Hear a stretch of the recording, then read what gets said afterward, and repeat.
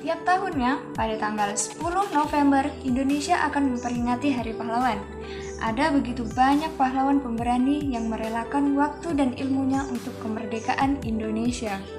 Termasuk 5 pria gagah yang menjadi wakil Indonesia di delegasi sidang Dewan Keamanan Perserikatan Bangsa-Bangsa atau biasa yang disebut dengan PBB pada tahun 1947.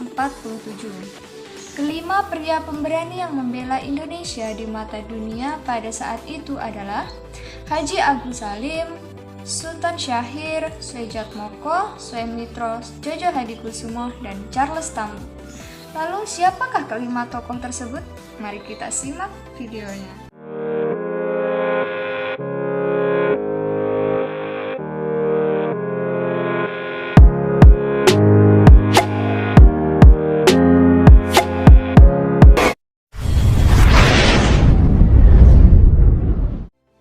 Soejatmoko.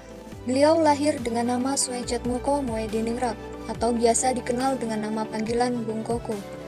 Beliau lahir pada tanggal 10 Januari 1922 di kota Sawalunto, Sumatera Barat, Hindia Belanda. Beliau merupakan seorang intelektual, diplomat, dan politikus Indonesia. Istri beliau bernama Ratmini Ganda Subrata dan mempunyai 3 putri, yaitu Kamala Chandra Kirana, Isna Marifa, dan Galuh Wandita. Soejatmoko lahir dalam keluarga bangsawan. Ia memulai belajar kedokteran di Batavia. Setelah dikeluarkan dari sekolah kedokteran oleh orang Jepang, ia pindah ke Surakarta dan membuka praktik pengobatan bersama ayahnya. Kemudian, setelah kemerdekaan Indonesia, Soejatmoko bersama pemuda lain dikirim ke New York, Amerika Serikat, untuk mewakili Indonesia di Perserikatan Bangsa-Bangsa. Setelah itu, Soejatmoko menjalani beberapa kegiatan politik. Lalu pada tahun 1952, ia kembali ke Indonesia. Karena pada saat itu, pemerintahan Presiden Soekarno semakin otoriter. Disitulah Soejatmoko mulai mengkritik pemerintah. Untuk menghindari kerusuhan, Soejatmoko pergi ke luar negeri dan bekerja sebagai dosen di Universitas Cornell di Ithaca, New York selama 2 tahun. 3 tahun kemudian, ia tidak bekerja lagi, walaupun telah kembali ke Indonesia. Setelah pemerintahan Soekarno diganti, Soejatmoko dikirim sebagai salah satu wakil Indonesia di PBB, dan pada tahun 1968, ia menjadi Duta Besar Indonesia untuk Amerika Serikat. Dan pada tahun 1980, ia diangkat sebagai Rektor Universitas Perserikatan Bangsa-Bangsa di Tokyo. Namun, perjalanan Bung Koko sebagai intelektual dan pejuang harus berakhir ketika dia wafat tanggal 21 Desember 1989. Bung Koko wafat saat sedang mengisi ceramah di Pusat Kajian Strategi dan Kebijakan di Yogyakarta. Ceramah terakhirnya itu berbicara tentang masa depan Indonesia.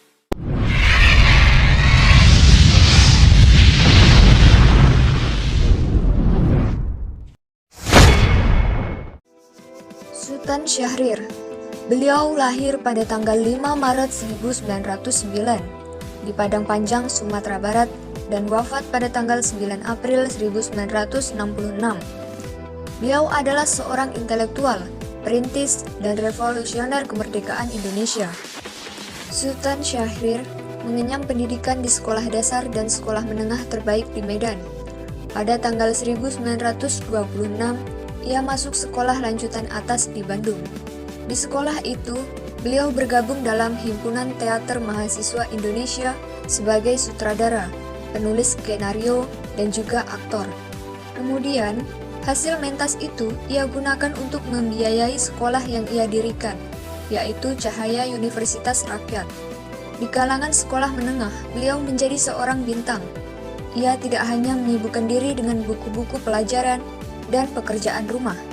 Namun, ia juga aktif dalam klub debat di sekolahnya. Beliau berkecimpung dalam aksi pendidikan melek huruf secara gratis bagi anak-anak yang dari keluarga tak mampu. Aksi sosial Syahrir kemudian menuju jadi politis.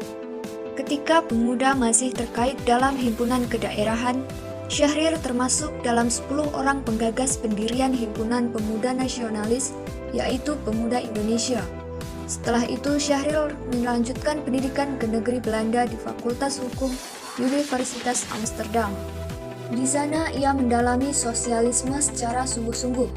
Selain menceburkan diri dalam sosialisme, beliau juga aktif dalam Perhimpunan Indonesia, atau yang biasa disebut PI, yang dipimpin oleh Muhammad Hatta.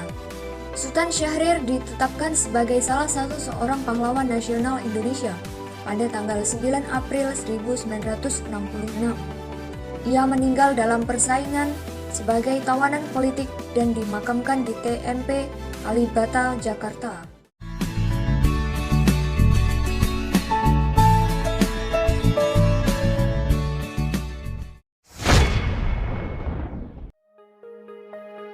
Haji Agus Salim lahir pada tanggal 8 Oktober 1984 dan wafat pada tanggal 4 November 1954. Agus Salim menikah dengan Zainatun Nahar Al-Matsir dan dikaruniai 10 orang anak. Beliau adalah seorang pejuang kemerdekaan Indonesia. Ia ditetapkan sebagai salah satu pahlawan nasional Indonesia pada tanggal 27 Desember 1961, memulai keputusan Presiden Indonesia. Pekerjaan yang ditekuninya adalah sebagai orator dan penulis. Haji Agus Salim dapat menguasai 4 bahasa asing di Eropa, yaitu bahasa Belanda, bahasa Inggris, bahasa Jerman, dan bahasa Prancis. 2 bahasa asing di Timur Tengah yaitu bahasa Arab dan bahasa Turki, serta bahasa Jepang. Setelah lulus, Haji Agus Salim bekerja sebagai penerjemah dan pembantu notaris pada sebuah kongsi pertambangan di Indragiri. Kemudian pada tahun 1906, beliau berangkat ke Jeddah, Arab Saudi untuk bekerja di Duta Besar Belanda. Pada periode inilah beliau berguru pada Syekh Ahmad Khotib yang masih merupakan pamannya. Pada tahun 1912 sampai dengan 1915, beliau membuka sekolah dasar berbahasa Belanda. Kemudian pada tahun 1915, ia terjun ke dunia jurnalistik di harian Neraca sebagai wakil redaktur. Setelah itu diangkat menjadi ketua redaksi.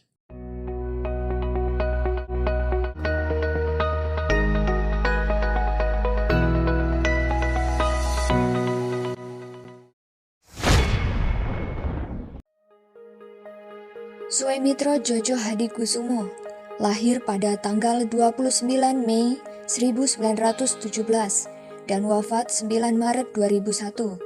Beliau merupakan seorang ekonom dan politikus Indonesia. Sebagai salah satu ekonom Indonesia paling terkemuka selama masanya, Suemitro pernah menjabat sebagai Menteri Perdagangan dan Industri, Menteri Keuangan, dan Menteri Riset baik selama era Orde Lama maupun Orde Baru. Beliau juga pernah menjadi Dekan Fakultas Ekonomi Universitas Indonesia dari tahun 1951 hingga tahun 1957. Beliau mempunyai istri yang bernama Dora Mary Sigar. Suemitro berasal dari keluarga Ningrat, Jawa sebagai anak sulung dari Raden Mas Margono Djojo Hadikusumo. Dia menempuh pendidikan ekonomi di Sekolah Tinggi Ekonomi Belanda di Rotterdam. Setelah Perang Dunia Kedua, Suemitro kembali ke Indonesia dan turut dalam delegasi Indonesia untuk Perserikatan Bangsa-Bangsa di Amerika Serikat. Dalam misi diplomatik ini, Suemitro berperan dalam menggalang dana dan dukungan internasional demi kemerdekaan Indonesia. Dia juga turut serta dalam konferensi meja bundar dan setelahnya bergabung dalam Partai Sosialis Indonesia sebelum menjabat Menteri Perdagangan dan Industri dalam Kabinet Natsir. Suemitro merupakan pencetus program Benteng dan meluncurkan sejumlah kebijakan ekonomi yang mengarahkan Indonesia ke proses industrialisasi. Beliau kemudian juga menjabat Menteri Keuangan dalam Kabinet Wilopo dan Kabinet Burhanuddin. berharap sembari mengembangkan Fakultas Ekonomi Universitas Indonesia sebagai dekannya yang kedua. Selama Orde Lama, Suemitro merupakan salah satu menteri yang mendukung masuknya modal dan investor asing ke Indonesia.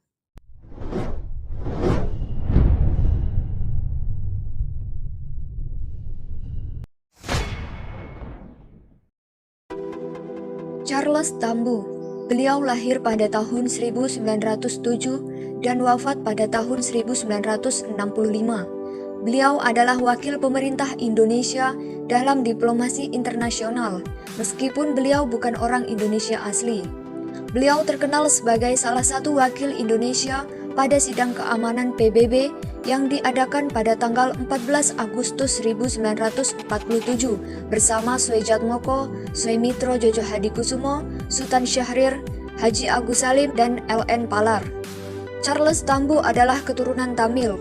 Kedatangan Charles Tambu ke Hindia Belanda karena ikut ayah dan ibunya merantau untuk mencari kehidupan yang lebih baik. Meski bukan orang Indonesia asli, ia telah membela nama Indonesia di berbagai forum internasional. Perjuangan Charles Tambu di PBB untuk mempertahankan pemerintahan Indonesia yang baru merdeka pada 17 Agustus 1945 berujung pada pemberian paspor Indonesia gratis dari Presiden Soekarno.